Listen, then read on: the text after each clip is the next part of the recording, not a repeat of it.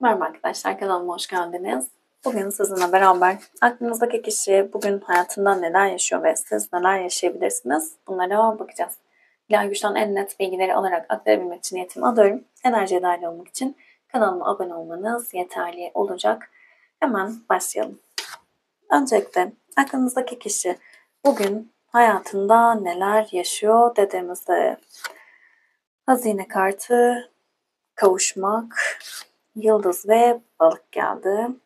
Hazine, kendi içindeki hazineyi keşfetmek, maddi veya manevi zenginliğe kavuşmak, bir kişi ya da kendini hazine gibi kıymetli ve değerli görmek dedi.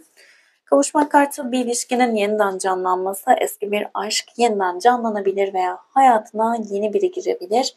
Günlerin çok özlemek ve kavuşmayı istemekle geçiyor olabilir dedi. Yıldız kartı kadersel olarak şanslı zamanlama, dileğinin gerçekleşmesi, tuttuğunun altın olması, arzu ettiğine kavuşma şansı yakalamak ve balık kartı hayallere dalmak, hayal kurmak, korku ve tedirginlik, seçim yapmak zorunda kalmak.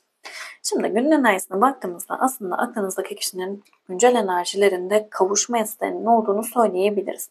Ve bu noktada aslında çok güzel enerjilerin aktif olduğunu düşünüyor, şanslı olduğu bir sürecin içerisinden geçtiğini düşünen bir aklınızdaki kişi var.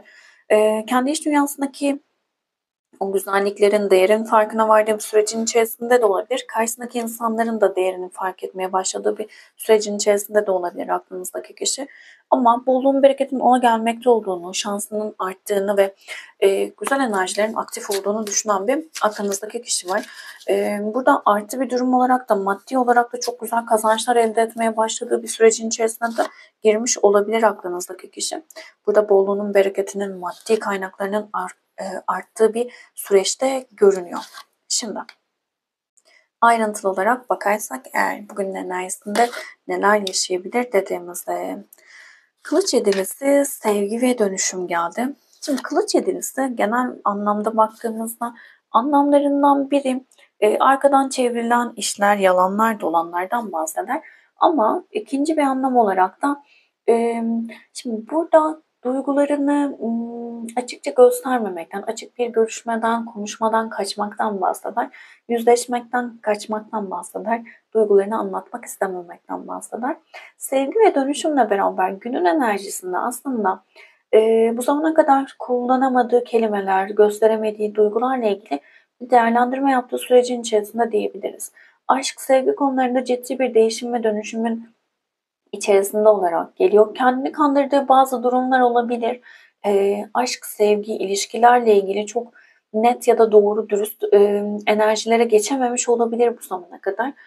Hissettiklerini gösterememiş, söyleyememiş olabilir. Bunu tercih etmemiş olabilir. Ama artık bu konuda daha dürüst olması, daha net olması ile ilgili sevgiyle, bağlılıkla ama güzel manadaki bağlılıkla ciddi bir değişim ve dönüşümün içerisinde olduğunu söyleyebiliriz. Şimdi bunun sebebi ne? Neden bu durumun içerisinde en son ne yaşadı dediğimizde kupa kralı, kısır döngü ve uçurum. Şimdi yakın geçmişte çok ciddi şekilde sorunlarla karşılaşmış olabilir. Kendini çok yalnız hissetti. Artık durum her neyse, konu her neyse sonuna geldiğini düşündü. Artık bu noktadan sonra hiçbir şeyi toparlayamayacağı, düzeltemeyeceğine karar verdiği bir süreçten geçmiş olabilir. Hayatı boyunca hep aynı döngülerden geçmiş olabilir. Aynı şekilde iş hayatında düzenlemeler yapıp yaptığı o düzenlemeler harika giderken bir anda her şeyin alt üst olduğu bir süreçten geçmiş olabilir. İkili ilişkilerle ilgili çok güzel enerjiler aktifken bir anda hiç beklenmedik anda alt üst olan beraberlikleri olmuş olabilir. Hayatında sürekli aynı döngüden geçtiği, hep o uçurumun kenarına doğru geldiği süreçlerden geçmiş olabilir. Ve yakın geçmişte Kupa Kralı'yla beraber artık bilinçaltının farkına varmaya başladığı, içe döndüğü ve hem duygusal olarak hem de yani hem kalbini hem zihnini dengelemeye başladığı, anlamaya başladığı bir sürecin içerisinde kalmış olabilir. Daha çok karşısındaki insanları bu zamana kadar anlamadıysa eğer onları anlamaya başladığı bir süreçle karşı karşıya kalmış görünüyor. Ve şu anki enerjilerde de aslında yaşadığı o kısır döngüdeki karşısındaki insanlarla açık olmaması, dürüst davranmaması, kendini net duygularını göstermemesinden kaynaklı bunları yaşadığını fark etmiş gibi görünüyor. Şimdi Enerjiler böyle devam ederse yakın gelecekte neler olabilir dediğimizde araba, bağımlılık ve masumiyet geldi. Şimdi araba kartı artık hayatının direksiyonundan geçmen gerektiğini hatırlatır bize. Bunun yanı sıra resmedilişinde olduğu gibi iki tane Sphinx vardır. Biri bilinçaltımızın karanlık, bir de aydınlık tarafını gösterir. Arabayı yöneten kişinin Sphinx'leri tuttuğu, bağladığı bir ip vesaire yoktur. İnançlarıyla, düşünceleriyle onları yönetir. Bilinçaltının kontrolü kişinin kendisinde olduğunda kendi istediği yere doğru gider. Ancak bilinçaltının kontrolü, bilinçaltının kontrolü kendi elinde olmazsa Sphinx'ler istediği yere gider. Hatta bu kişiyi yiyebilir bile. Öyle denir. Bu noktada artık kendi bağımlılıklarıyla yüzleşmeye başladığı bir sürecin içerisinde olacak. Bazıları burada çok net karanlık tarafları anlayıp şifalandırabilecek. Bazılarının bunu anlaması birazcık zaman alacak olabilir.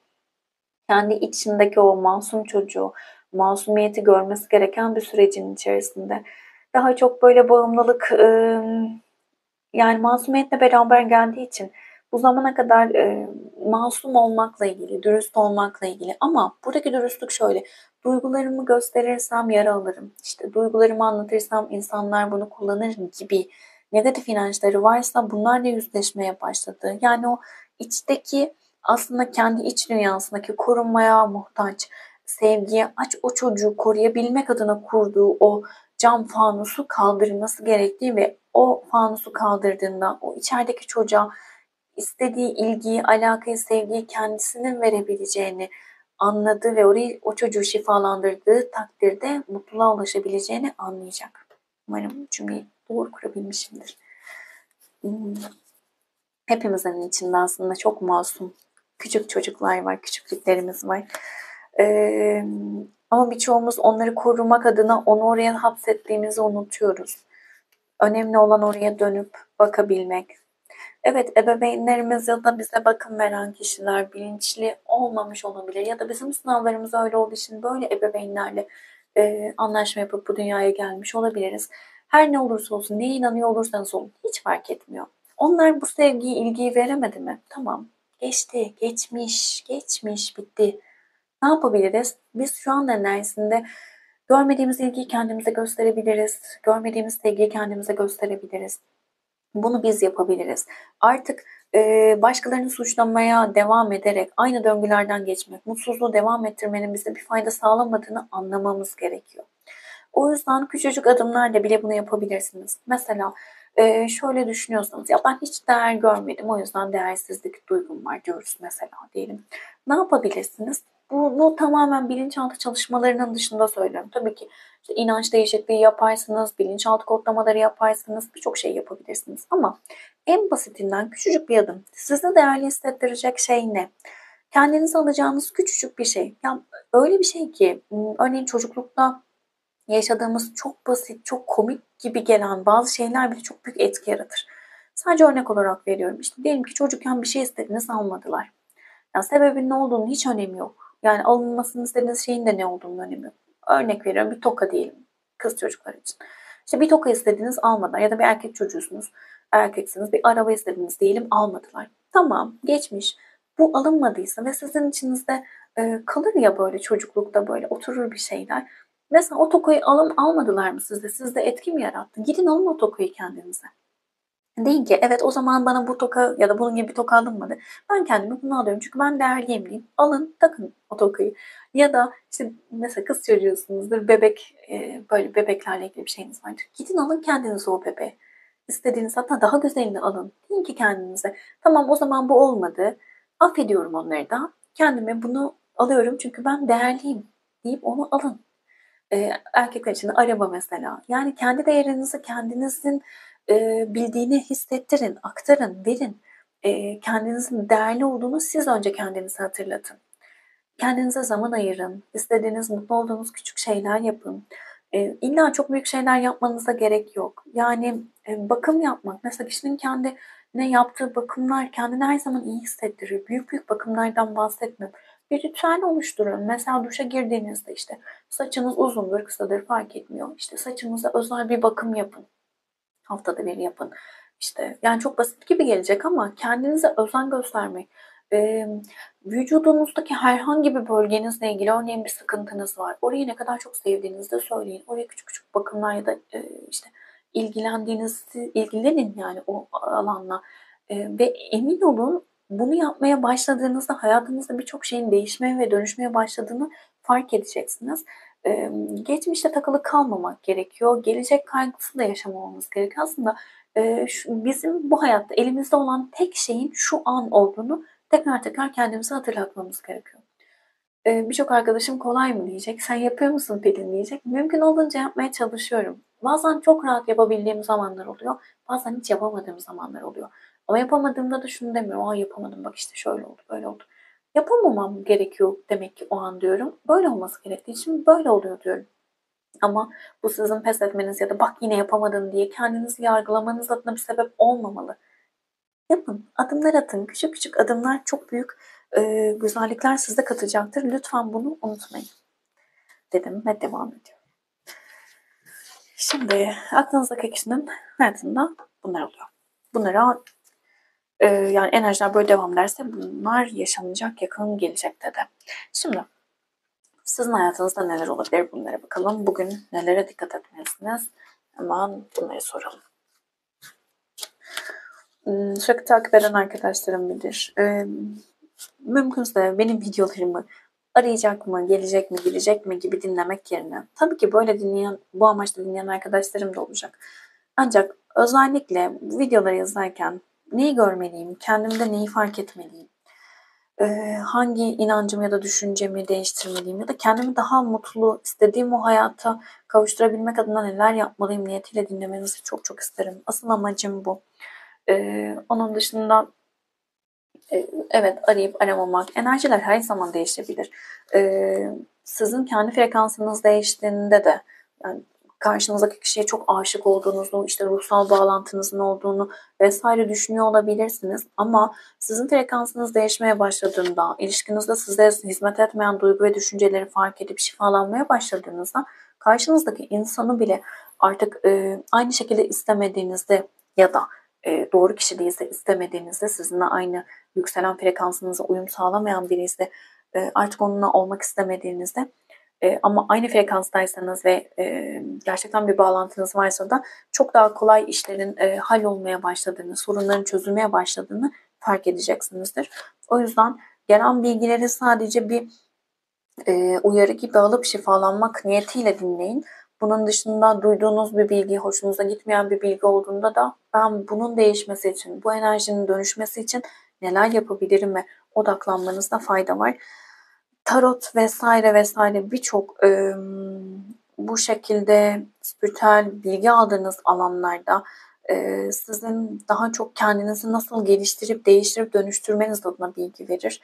Onun dışında gelecek gelmeyecek gibi bakarsanız gelse bile beklediğiniz, siz değişmediğiniz, şifalanmadığınız sürece, ilişkinizdeki sorunları çözmediğiniz sürece, inançları değiştirmediğiniz sürece gelse de bir süre sonra yine aynı döngüler başlayacaktır. Unutmayın lütfen. Şimdi bugün siz neler yaşayabilirsiniz? Ama buna bakalım. Mezar, tapınak, zindan ve Meryem Ana kartı. Biraz böyle şefkati istediğiniz sürecin içerisinde olacaksınız bugün diyebilirim. Kendi iç dünyanıza döndüğünüz bir sürecin içerisinde olacaksınız. Ruhsal olarak bir şeylerin farkına varmaya başladığınız, anlam arayışı içerisinde olduğunuz bir süreç olacak. Manevi yönden yükseldiğiniz bir süreç olacak. Anne ya da anne gibi olan birinden şefkat alacak olabilirsiniz ya da isteyecek olabilirsiniz. Ya da siz anne olabilirsiniz ve bu şefkati kendinize gösterecek olabilirsiniz. Bazı şeylerin bitmesini istiyorsunuz. Aklınız ve zihniniz arasında gidip gelen, kalbiniz ve zihniniz arasında gidip gelen enerjilerdesiniz. Ve bu noktada nasıl karar vereceğinizi, ne yapacağınızı çok bilemiyorsunuz ama artık bu ikilemlerden çıkmak isteyen, artık sonlandırmak isteyen bir enerjidesiniz. Bunun da sonlanması, net ve doğru kararı alabilmek, daha çok maneviyata yöneldiğiniz, ruhsal olarak kendinizi şifalandırdığınız, o sakinleştiğiniz süreçlerle verdiğiniz kararlarla olacak diyebiliriz. Bugün daha çok kendi iç dünyanıza döndüğünüz bir süreç olacak. Ayrıntılı bakarsak eğer tılsım onlusu geldi. Tılsım onlusu tamamlanmaktan bahseder. Yeni düşüncelerle olgunlaşma süreçlerinden ve zevkle yaşanacak güzel dönemlerden bahseder. Biraz tılsım onlusunu kupa onlusuna benzetirim. Güvenilir, artık huzura kavuşulan ilişkilerden bahseder. Bugün enerjisinde daha çok etrafınızdaki insanların ne kadar öfke dolu olduğunu, ne kadar böyle başkalarının mutluluğunu istemediğini düşündüğünüz bir süreç olacak. Böyle insanlarla karşılaşacak olabilirsiniz. Örneğin çok iyi bir enerjideyken gelip bir insanın birinin size söyleyeceği bir cümleyle ciddi şekilde moralinizin bozulduğunu ve insanlara bazen deriz ya ne kadar kötü diye. Böyle bir enerji içerisinde olacak olabilirsiniz. İnsanlarla ve mutlulukla ilgili, insanların öfkesiyle ilgili bazı şeyleri anlamlandırmaya başladığınız bir gün olabilir. Sizi zorlayan kişilere daha net tabirle uymamanızı tavsiye ederim. Karşınızdaki insanlar size yaralayıcı, yargılayıcı ya da üzücü şekilde yaklaşıyorsa o noktada siz de onu yargılamamalısınız. Oradaki durumu şöyle görmeniz gerekiyor. Hiçbir şey sizle alakalı değil. Bir insan bir şey yapıyorsa bu sadece kendiyle alakalıdır. Yani orada sizi üzmek isteyen bir kişinin zaten ne kadar mutsuz bir hayatının olduğunu görmenizde fayda var. Ona şifa dilemeniz yeterli olacaktır. Yargıladığınız şeyleri yaşarsınız. Sadece görmem gereken ne? Şimdi bana bunu yaşatarak bendeki neyi fark ettiriyor, neyi anlamamı sağlıyor ya odaklanmanızda fayda var diyebilirim. Üstünüze almamanız gerekiyor. Bu daha çok böyle karşınızdaki insanlarla alakalı. Burada şunu da hissedebilirsiniz. Ne kadar sevgi dolu olduğunuzu, ne kadar verici enerjilerde olduğunuzu da fark edecek olabilirsiniz. Daha çok böyle bir enerji var ve sizin güzel enerjiniz karşınızdaki negatif kişilerin bile enerjisini değiştirecektir. Bunu unutmayın lütfen. Ama genel olarak insanlarla birazcık böyle bir durumu yaşayabilirsiniz bugün. Bunun en büyük sebebi ne dediğimizde de şimdi yıldız ve yakalanmak derdi. Yıldız karmalardan bahseder bize. Yani burada bazı şeylerin açığa çıkması, bazı şeylerin görünmesiyle ilgili bazı korkularınız olabilir. Ya da insanlarla ilgili bazı tanımlamalarınız olabilir, bilinçaltı durumlarınız olabilir. Çocuk kartıyla beraber şimdi masumiyetle ilgili yani şöyle söyleyeyim. Örneğin başka insanların açığını aramayan bir enerjiniz olabilir. Ya da şimdi burada dengeyi sağlamadığınızda yani bazı insanların yaptığı yanlışları da görmezden geliyorsanız sıkıntıdır. Bazı insanların açığını arıyorsanız da sıkıntıdır. Böyle bir karmik süreçten geçiyor olabilirsiniz. Bunun yanı sıra böyle bir durumum yok diyorsanız eğer, yakın geçmişte de böyle bir şey yaşamadım diyorsanız eğer, ya da bu size de yapılıyor olabilir tabii ki bu farklı bakış açısıyla. Yani sürekli insanların sizin açığınızı aramaya çalıştığı, sizin küçük hatalarınızı daha yaptığı bazı olaylarla karşılaşmış olabilirsiniz. Böyle bir durum yaşamıyorum diyorsanız da, şimdi yıldız kartına baktığımızda e, yıldız kartı parlamaktan bahseder. Klasik tarottaki e, resmediliş birazcık daha farklıdır ve orada biraz ben hep söylerim. Yalnızlık hissi vardır. Yalnız, evet, çok başarılı, çok güzel, çok akıllı, çok yakışıklı vesaire olabilirsiniz ama bir yalnızlık burukluğu da vardır. Şimdi burada yıldız kartıyla beraber mutlu dolu gelecekten bahsediyor olabiliriz. Verimli bazı süreçlerin başlangıcı ve yüksek bilinçten de bize bahsediyor olabilir. Bu noktada birazcık böyle kendinizi çektiğiniz, kendi değerinizin farkına vardığınız bir süreç oluşmuş olabilir yakın geçmişte. Bazı insanların göründüğü gibi olmadığını, çok da masum olmadıklarını ya da başka şeyleri daha ön plana aldıklarıyla yüzleştiğiniz ve aslında bu noktada kendinizle ilgili ya bak ben böyle değilim, ben bildiğim yolda ilerlemeliyim dediğiniz bir süreçten de geçmiş olabilirsiniz. Şimdi yakın gelecekte neler olabilir? Bu enerjiler devam ederse. Buraya çok dikkat edin lütfen. Şimdi Kılıç Beşlisi güven ve anne. Özellikle annesiyle ilgili, annenizle ilgili sorunlar yaşıyorsanız, anneyle anlaşamıyorsanız, geçmişte annenizin size çocukluk döneminizde çok da güzel şeyler yaşatmadığını düşünüyorsanız, anneniz zorlayıcı, işte bencil ya da sert yapıda biri ise, bu tür ve bundan kaynaklı güvenle ilgili sorunlar yaşamış biriyseniz eğer. Çünkü ebeveynler yani çocuğa, bebeğe bakım veren kişilerin e, güven duygusunu ve sevgi duygusunu çocuğa iş hissettirmesi çok önemlidir. Orada aslında bağlılık, ilişkilerdeki o bağlılık, bağlanma stilimizi belirleyen noktalardır aslında. Ve bu noktada anneyle çok iyi bir bağ kuramadıysak eğer güvenli bağlanma yaşayamayız. Ve daha çok böyle aldatıldığımız, sorunlar yaşadığımız, bize değer vermeyen, bizi değersiz hissettiren kişilerle bağlantılar içerisinde olduğumuz ilişkiler yaşayabiliriz. Böyle bir geçmişiniz varsa, böyle döngülerden geçiyorsanız bu noktada artık kendinizle savaşmayı bitirmeniz gerektiği mesajı geliyor. Burada şunu da söyleyeceğim. Anne bizim biraz da böyle maddi tarafımızı da temsil eder. Maddiyatla ilgili, iş hayatınızla ilgili ya da kariyerinizle ilgili de ya da dünyasal durumlarla ilgili de diyebiliriz bunu. Sorunlar yaşıyorsanız eğer bu noktada da burayı şifalandırmanızda fayda var. Sadede gelirsem hemen toparlarsam burada aslında diyor ki kartlar bize sen artık kendine savaşmayı bırak. Yani sen kendinde sorunlar aramayı bırak. Kendini yargıladıkça, kendine sorun buldukça işte ben akıllı değilim o yüzden annemi sevmedi. Ben işte çok tembel bir çocuğum ondan annemi sevmedi. Ben işte güzel, çirkin, oyun buyum annem ondan şunu yapmadı bunu yapmadı. Bundan çıkmanız gerekiyor diyor kartlar. Bilinçli tarafınızda bu olmayabilir ama bilinçaltınızda bu kodlamalar olmuş olabilir. Yani çocuklukta alamadığınız o sevginin sorumlusunu annenizin vermemiş olması gibi değil de ben bunu hak etmedim gibi bir kodlama yapmış olabilirsiniz. Bunu söylerken bile canım acıdı. Buradan çıkmanız gerekiyor. Özellikle bu videoyu izleyen arkadaşım sürekli kendini yargılıyorsan, kendini suçluyorsan, her olayda kendine suç buluyorsan bundan çık artık.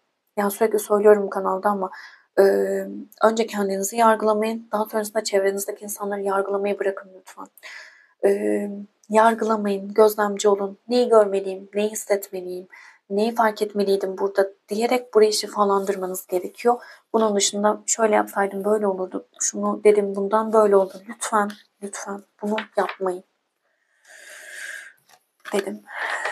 1, 2 ve 3 olarak kaç seçin lütfen. Peri mesajı da alalım. Bugünün mesajını da alalım.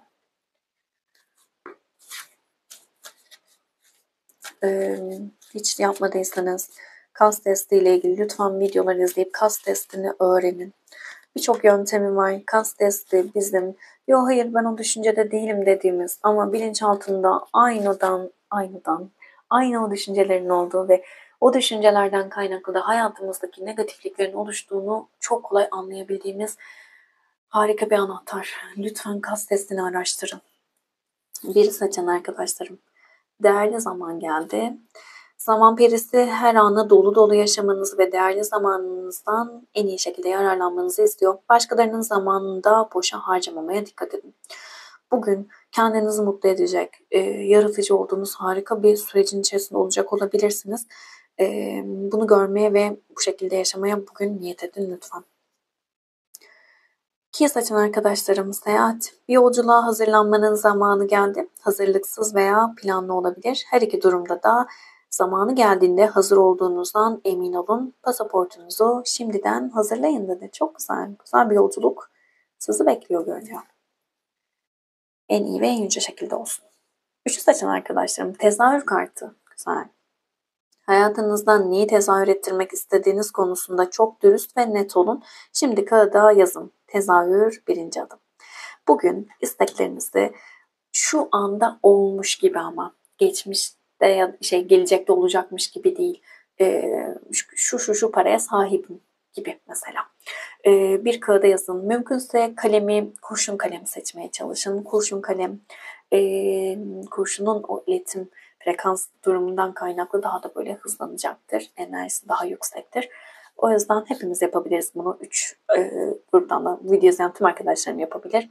İsteklerinizi, arzularınızı şu anda hatta an be an oldu olarak yazabilirsiniz. Tezahür 1. adım, bunu unutmayın. Kolektif bir açılım. Hepsiyle uyumlanamayabilirsiniz. İçerisinden mesajlar almaya odaklanın lütfen. Videoyu beğendiyseniz beğen tuşuna basabilir. Abone değilseniz abone olabilirsiniz. Teşekkür ederim vakit ayırdığınız için. Başka videolarda görüşmek üzere. Hoşçakalın.